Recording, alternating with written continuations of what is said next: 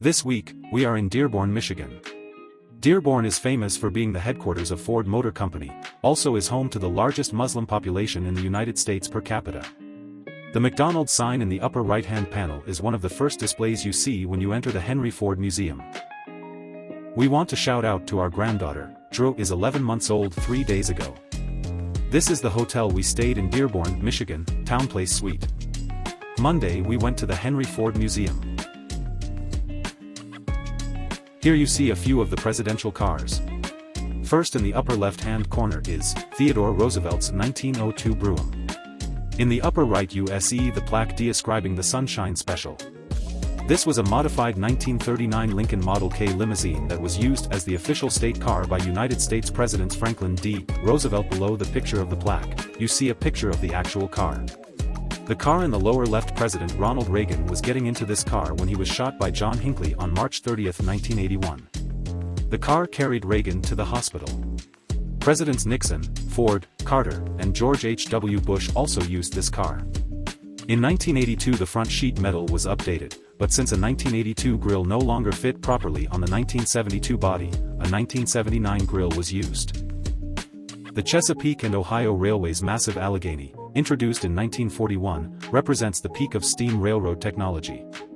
Among the largest and most powerful steam locomotives ever built, it weighed 1.2 million pounds with its tender and could generate 7,500 horsepower. Just 11 years later, CNO began pulling these giants from service. Diesel-electric locomotives proved more flexible and less expensive. The honor of building these enormous engines went to the Lima Locomotive Works of Lima, Ohio. Lima used the term superpower to describe a series of locomotives that could pull enormous loads, but were also fast. The last and greatest of this series were the Alleghenies. In the shadow of one of the world's largest locomotives, mini metal machines navigate through historic model train buildings. Our favorite was the Oscar Mayer Wienermobile. When I was a kid, this is how gas stations looked. Back then we had filling station attendants. A filling station attendant or gas station attendant is a worker at a full-service filling station who performs services other than accepting payment. Tasks usually include pumping fuel, cleaning windshields, and checking vehicle oil levels. Prior to the introduction of self-starting vehicle engines, attendants would also start vehicle engines by manually turning the crankshaft with a hand crank. At 53,000 horsepower, this is one of 9 generators that powered the Ford Motor Company's Highland Park plant. Ford racing through the years.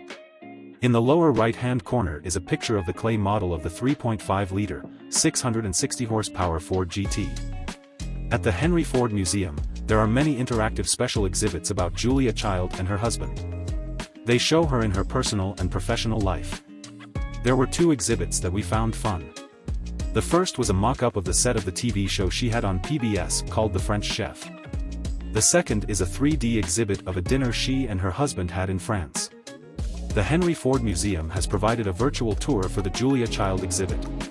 A link to the tour has been provided in the description below.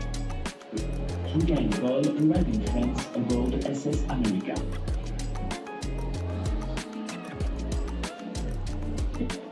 Heading for Paris, but first, we'll stop in Rouen for lunch.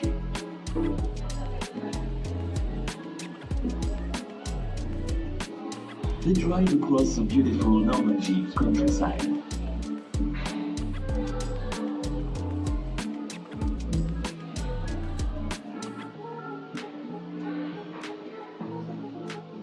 Julia and Paul arrived in Rouen at 12:30 p.m.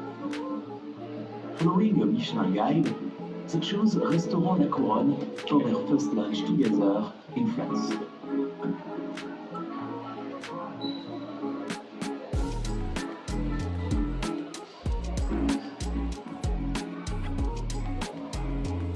Bonjour, monsieur et madame. Welcome to La Couronne.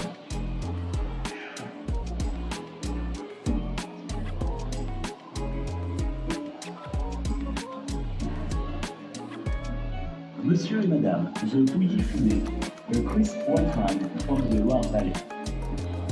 Santé!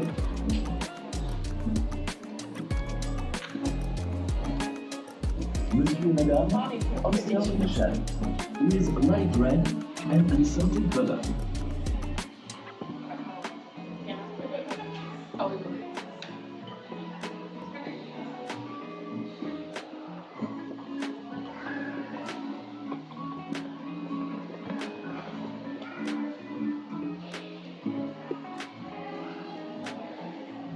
Monsieur et Madame, the Soldenière. Brown butter sauce topped with chopped parsley and salad vert. Bon appétit. Perfectly delicious. Monsieur et Madame, to finish, we have fromage blanc and baguette with coffee. Bonjour, Monsieur et Madame. We hope you have enjoyed the restaurant La Couronne.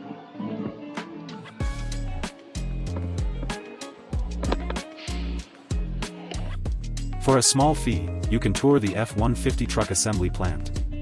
We were not allowed to take many pictures, however we were able to take a picture of the largest green roof in North America, which is over top of the Ford truck assembly plant. If you wish to learn more about the plant, Ford has provided their own YouTube videos and we have provided links to 2 of them in the description below. We had a great time at the Henry Ford Museum, but now it's time to go eat a burger at Ford's garage. Here we see an exploded view of a Model T Ford. Ford's Garage is a Model T themed restaurant. Their specialties are hamburgers. They brand Ford Garage into the bun as well as a flag with the order you made.